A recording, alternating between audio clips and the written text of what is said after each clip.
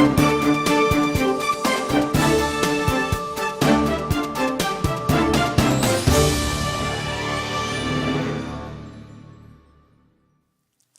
afternoon to you, and thank you so much for finding time to be with us this afternoon. Just on top of the hour, 3 p.m. East African time. The show is Diaspora Dispatches. We get to bring you up to date with the latest news from the continent of Africa. My name is Miriam Ogotu.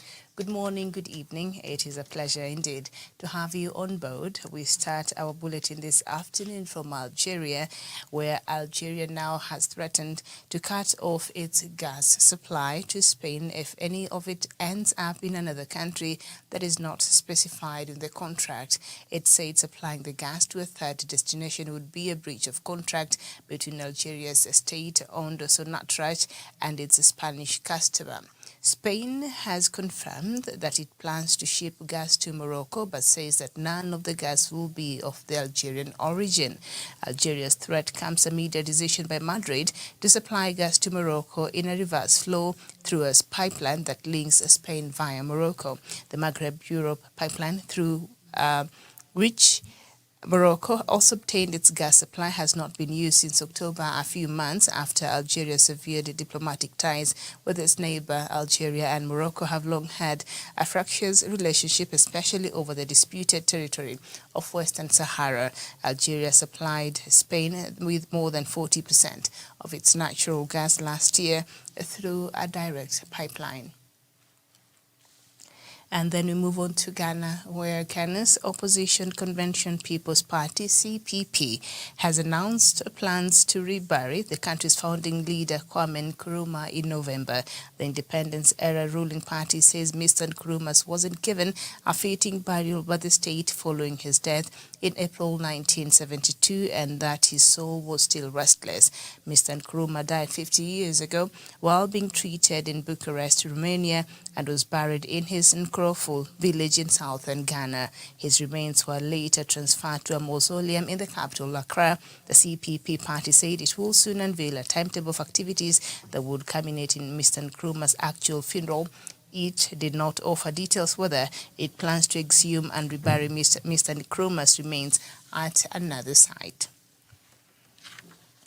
And Kenya's President Uhuru Kenyatta has urged armed groups in Eastern Democratic Republic of Congo to lay down their weapons and work with government in nurturing peace and stability. The representatives of armed groups are meeting in Kenya's capital in Nairobi for direct talks with DRC Congo officials. More than 20 groups are said to have been represented. The talks are part of a resolution that was passed at a recent summit of East African head of states. Groups that will not participate in the talk will be dealt with militarily. A statement from the summit said East Africa heads of state have agreed to deploy a joint military force to Eastern Democratic Republic of Congo to deal with the armed groups operating in that region. There are reports that fighting has resumed in the city of Guinea in the Sudanese region of Darfur, where at least 200 people died over the weekend. Following a lull in the fighting on Tuesday, the sound of heavy gunfire can once again be heard. Tension has been high between Arab nomads and members of the Masalit community who have clashed over land for decades. On Sunday, members of the Janjaweed militia, backed up by a paramilitary unit known as the Rapid Support Force, launched an attack on Guinea. The city is home to many thousands who fled their homes during the Darfur War that took place almost 2 decades ago. And we head over to Nigeria, where the Senate has passed a bill imposing jail terms of at least 15 years on anyone paying ransom to free someone who has been kidnapped. Critics say the move is unfair as it criminalizes people who were desperate to free their relatives. The new law will also provide the death penalty or life in prison for anyone found guilty of kidnapping. For more than a decade, Nigeria has been struggling to deal with the deadly wave of kidnappings for ransom by armed groups.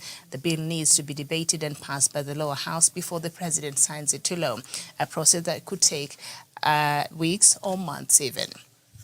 And then we come back to East Africa, this time in Uganda, where President Yoweri Museveni says the country may deploy a large force to help fight Islamic militants in Mozambique, Cabo Delgado province. His Mozambican counterpart, Filipe Nyusi, is on a 3-day visit to Uganda to strengthen ties between the two nations. Ugandan troops are currently deployed in Somalia and the Democratic Republic of Congo.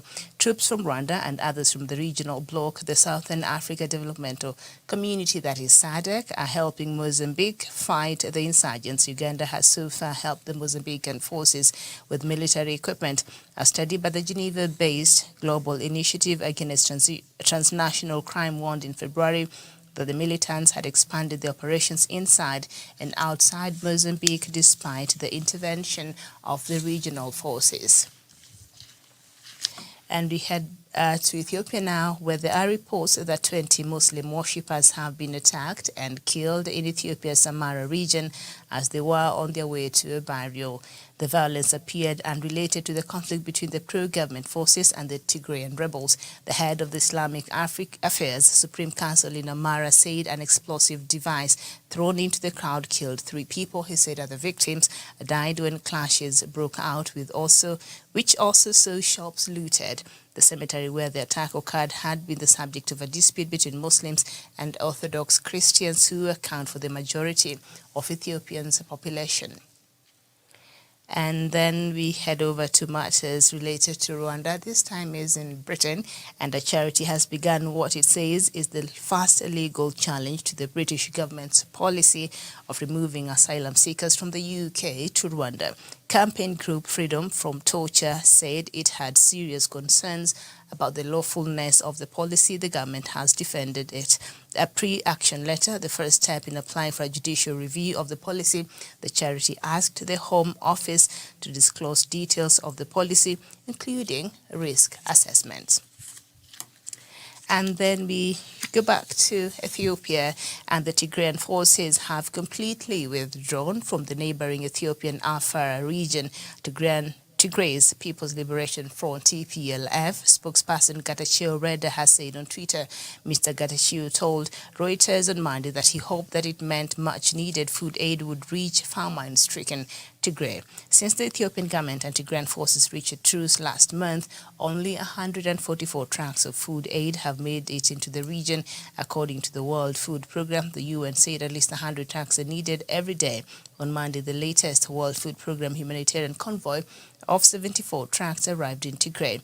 The head of the Afar region government's Peace and Security Bureau, Ibrahim Mohammed, told the BBC that Tigray forces had withdrawn from most of the region but still remained in some parts. A conflict broke out in Tigray in November 2020 and spread to the neighboring Amara and Afar regions, killing thousands, forcing millions to flee their homes and leaving hundreds of thousands on the brink of famine. And the United Nations Humanitarian Coordinator visited South Sudan last weekend to assess needs on the ground and meet people affected by the ongoing violence as well as natural disaster. The UN delegation visited the camp of Malakal in South Sudan's Upper Nile state. Women and children, particularly internally displaced women, are more vulnerable and risk of physical harm. Martha Stephen is a representative for women living at the site in Malakal, and that is what she said. The UN estimates that 6.8 million people will need urgent assistance this year, and a $1.7 billion humanitarian response plan for the country is currently only around 8% that is needed for the funding. And then we go to Central African Republic. And the country has adopted Bitcoin as its official currency alongside the CFA franc. The country has also legalized the use of cryptocurrencies, the presidency announced on Wednesday. The National Assembly voted unanimously and considered the law governing cryptocurrency in the Central African Republic, and President Faustin Archange Todore promulgated it. The Minister of State and Director of Cabinet of the Presidency, Obed Namsio, said in a statement on 7th of September 2021, El Salvador became the first country in the world to adopt Bitcoin as a legal tender, and the International Monetary Fund, IMF, immediately denounced the decision as dangerous for financial stability, financial integrity, and consumer protection. And then we head over to Burkina Faso and the country, and also Guinea, where the military has seized power by force, have asked their West African neighbors for more time to come up with a timetable for the transition. This comes after the expiration of the Monday 25th April ultimatum, the Economic Community of West African States ECOWAS said on Wednesday. For its part, Guinea presented the recent developments in the transition process and also wished to have more time in relation to the 25th April deadline in order to allow for further consultations, the organization added. ECOWAS announced that it will send missions to the two countries before a forthcoming summit of heads of state at unspecified dates. The authorities of both countries have made it clear that they do not intend to submit to ECOWAS's demand at the risk of being subjected to new sanctions. On Monday, Burkina Faso, through government spokesperson Lionel Bilgo, said it did not intend to shorten the three-year transition period before civilians return to power. On the Conakry side, the Guinean government insisted that it would not act under constraints or under the dictate of anyone, and nothing, they added, is excluded, the government spokesperson Osman Goual said in a response to a question about the possibility of Guinea withdrawing from ECOWAS. Both countries were suspended from ECOWAS bodies, and Guinea was hit with economic sanctions. Another country in the region, Mali, which has seen two patches since August 2020, is also suspended and hit by major sanctions, and that is the latest news from the continent of Africa. So much to talk about. Burkina Faso and Guinea, they are taking a very strong stand, and they were suspended from ECOWAS after the military coups. They were suspended from ECOWAS, and they've also stayed suspended from African Union, and they're now saying they don't want to be rushed, together with Mali as well. But Mali there, Russia seems to be making inroads there very well. From the recent reports, so it's been helping and trying to fill the gaps that the French troops and other countries pulled out of Mali because of that, and Russia was happy to come in and fill in that gap, and we've seen how that has been playing out.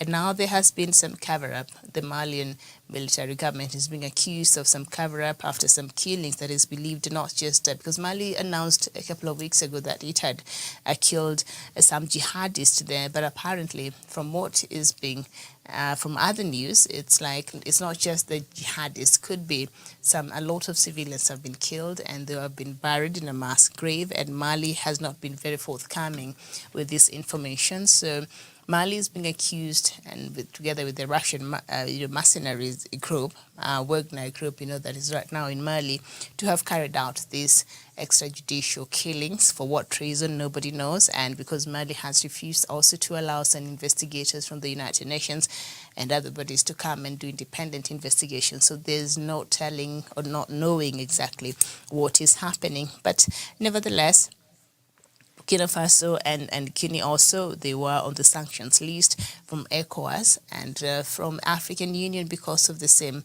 reasons. The coups that happened in that country, in those two countries, and they had been given some time frame to figure out and organize and announce a date for, elections so that the countries can go back to civilian rule.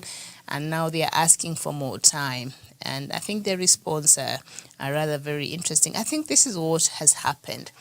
These military people, as much as they were hinging on, in both countries, be it Burkina Faso, be it Guinea, of course with Guinea it's different. Alpha Conde changed the constitution, insisted to run on a third illegal term. Remember, under the watch of COVID, in 2020, President Alpha Conde changed the constitution. He was supposed to have served 2 terms and left.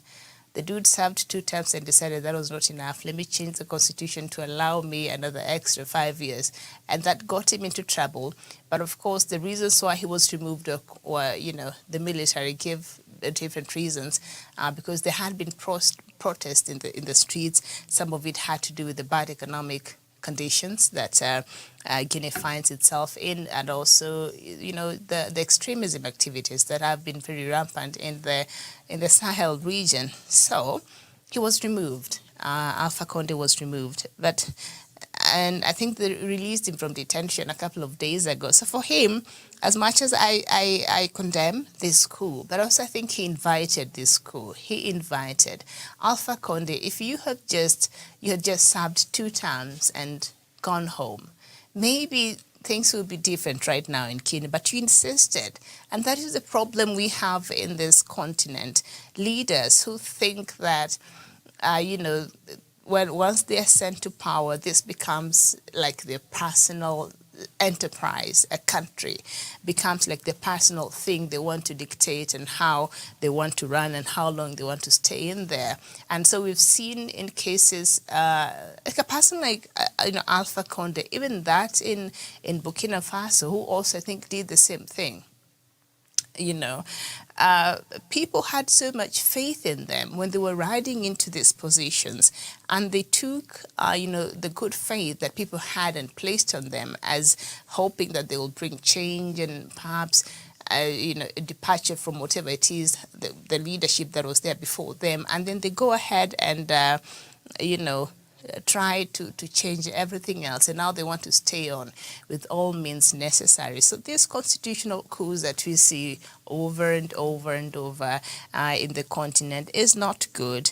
But nevertheless, this coup by the military, I don't think was necessary either. So, and then after the military, had this coup, and now they've been in power for quite a while now, I think it is perhaps just going down from what we're seeing in Sudan. Remember, after the removal of Omar al-Bashir, and the military tasted some power, and now I don't know who will convince them that now let us elect a civilian president so that we can march back to the barracks and do what the military is supposed to do, protect the territorial integrity of our country and defend our country, right? That's the main thing the military does in a country.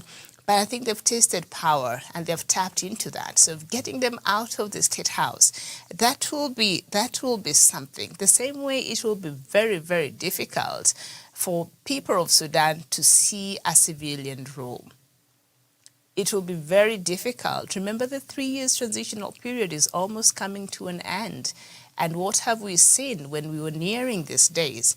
The military just switched and they started acting funny, and they were not ready to follow the procedures and the things that were laid in this agreement so that they allow for a smooth transition as far as civilian rule is concerned. And for Sudan, it's a different matter because we know the military was part and parcel of the leadership in the country. Omar al-Bashir himself was a general, and so when he came, he led in a very military way. So the country was very much so run through the military. So the generals, the thought of them just having somebody from the civilian side to come now and head the country, we saw how that was when Prime Minister Abdallah Hamdok tried to rule and through this, transition government. That did not work too well because the military, they don't understand that part. You remember, Omar al-Bashir was in power for 30 years. So the military, being part and parcel of the leadership of that country, was so much entrenched in the structures of Sudan. I'm even meant to understand that there are a lot of businesses there led by the military organizations and staff. So it's very hard for them. That's, I think, the only way they understand on how to exist and how to be part of the country. So just asking them to just go stay in the barracks, I think that will be a daunting task. So I didn't see how that could work out. But, there were some hopes, but there's no telling when that will be a reality. And I think it is the similar case being replicated in these countries that military overthrew the government, and now they've taken over, and we're seeing how much they're clinging to power. They have tasted the power. They know what it is, and so it is very hard for them. And like the cases of Algeria or the cases of Zimbabwe, you saw how the military came in after protest for President Mugabe to leave, and the military stepped in, and President Mugabe, the late president, was forced to leave, and the military marched back to the barracks, and we've not had them in the streets or in Zimbabwe since then. As much as the elections have been happening, whether they've been democratic or not. But there's, the civilians are back at the helm. And of course, President Mnangagwa is the president of Zimbabwe, and they're looking forward to the next elections. And the military is not involved as such, as much as the vice president is a General Constantine Chiwenga. But, we don't see the military presence there so much in Zimbabwe. Same to Algeria. The military moved President Bouteflika, remember, after the protest. The protest in Algeria and Sudan started nearly the same time. Bouteflika wanted to stay on. People said, no, we've had enough. Please go and seek some medical treatment. You've led us for 20 years. You can't insist on coming back and running for another term. While you've suffered a stroke and you can't even function properly as a head of state. So they said enough is enough. So the military removed him, and after the military removed him, the military went back to the barracks. So those are very two distinct situations, and maybe others that we've seen play out in the continent. But this new breed of military leaders and coup leaders, especially in West Africa, I think is worrying. It's like the military wants to come in and, I don't know, at first you would think they were the protectors and saviors of democracy. But when you see how this is playing out, it's like the military increasingly is having an appetite to want to be at the table and to want to lead countries, especially in West Africa, and how the situations and the different countries that we're talking about is concerned. Is that a good thing? I don't think it is a good thing.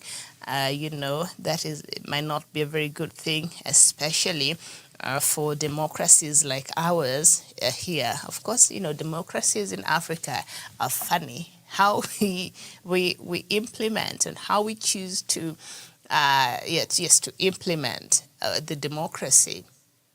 I think it's very varied.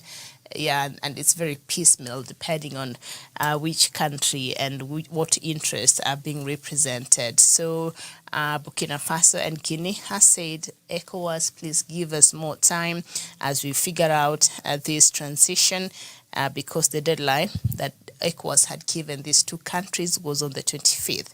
Mali already just...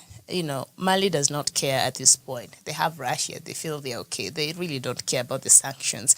But, of course, the sanctions from ECOWAS and AU are really biting. But, they're not letting. So maybe it's the confidence that they have Russians by their side that is making them acting that way. So will, Burkina Faso and Guinea get more time from ECOWAS?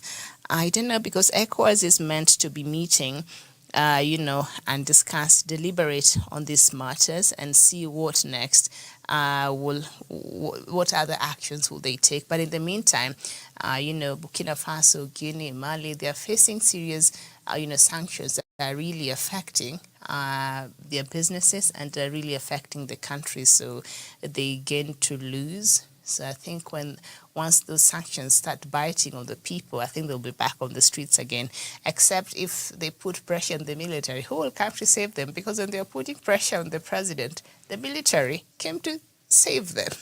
And now if they put pressure on the military, I don't know who will be on the saving grace.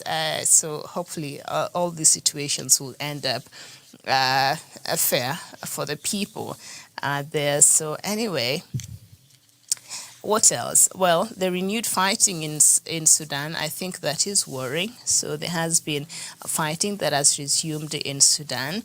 And of course, Janjaweed and I think Janjaweed, they are the rapid support force. Because from the story I was reading to you just earlier now, the fighting has it's a communal fighting that has resumed, and members of the Masalit community who have clashed for decades. I think it's between the pastoralists and other communities. So they have been fighting, and it appears as though the fighting has really resumed in full force in that part of Darfur. That is very worrying.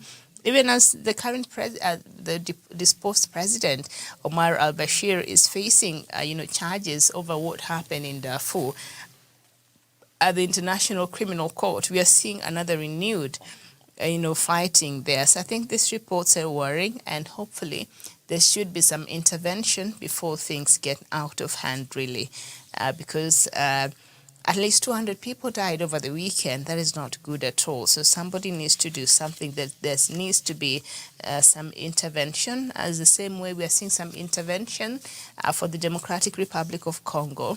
And of course, President Kenyatta is leading the mediation, efforts. Remember, after the meeting of the East African Community Heads of State, the DRC now is in the process of fully becoming a member of the East African Community. So quickly, I think under the leadership of President Uhuru Kenyatta, who is the current chair of the EAC, I think they resolved that they will form a force that will go in and intervene in the DRC's case. But before that, they gave a grace period of any armed group which has a legitimate problem as to why they're fighting the government to present itself in this mediation forum, in the mediation forum in Nairobi, so that they could talk out, and maybe the government can hear what it is these forces in the DRC, these rebels want, and if at all their concerns are legitimate, and if at all this is something that can be addressed.